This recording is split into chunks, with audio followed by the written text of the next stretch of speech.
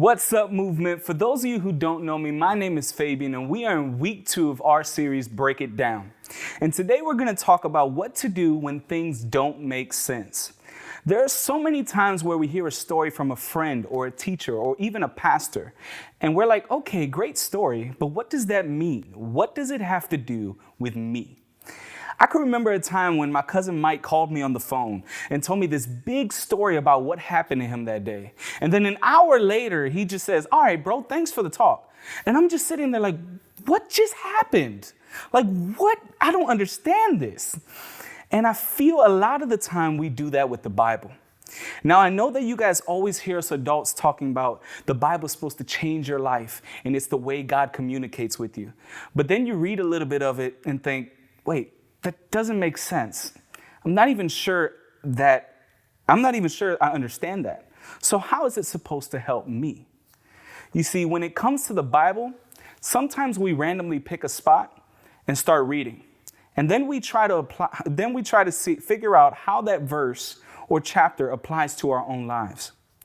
You see, we try to understand it without any context, background, or details about why it was written or who it was written to.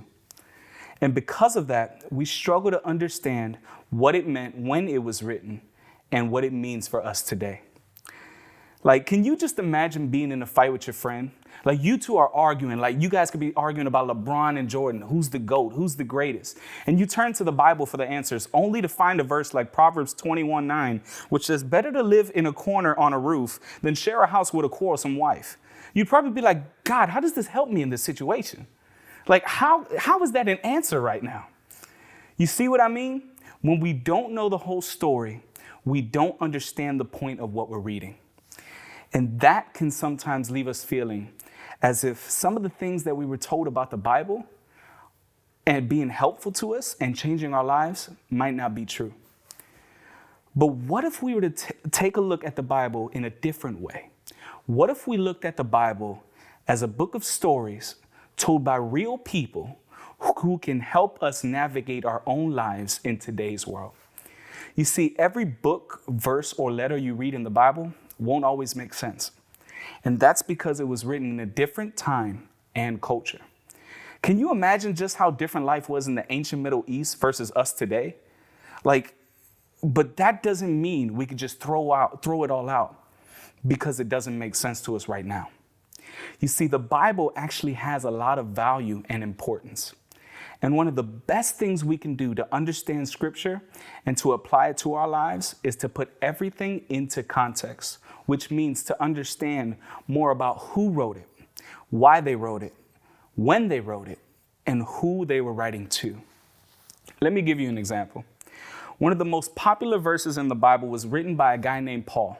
And he was writing to the people in the ancient city of Philippi. And he made this statement. In Philippians 4:13, it says, I can do all things through Christ, which strengthens me. Now, that's a great and powerful verse.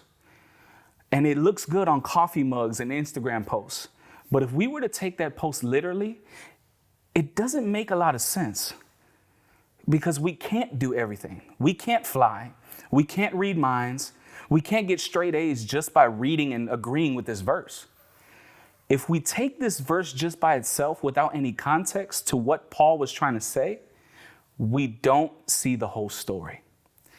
But if we just take a step back, break it down, and look at the background of Paul's life when he wrote it, it makes a lot more sense.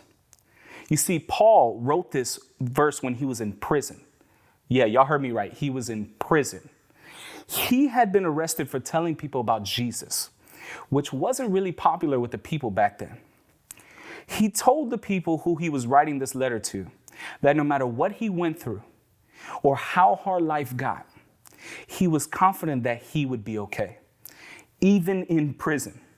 Why? Because he had found that Jesus gave him all the strength he needed to make it through. And I don't know about you guys, but that makes a lot more sense to me. That changes the way I see this verse. And even though I'm not in the same position or place that Paul was when he wrote it, understanding more about why he wrote it helps me apply it to my own life. You see, when you know the whole story, things begin to make more sense. If we want to understand the Bible better, we have to explore the full story of what's going on. We have to learn a little bit more about the background of what we're reading. In fact, that's my challenge to you. The next time you read something in the Bible that you don't understand, stop and ask yourself, do I know the whole story? To do this, you guys can answer a few questions that can help you figure out the story. Question 1 is, who wrote this and who are they writing to? Question 2 is, why was it written? And the last question, is it helpful to me right now? And when you ask yourself these questions, hopefully things will begin to make a little more sense. God bless you guys, and see you next Sunday.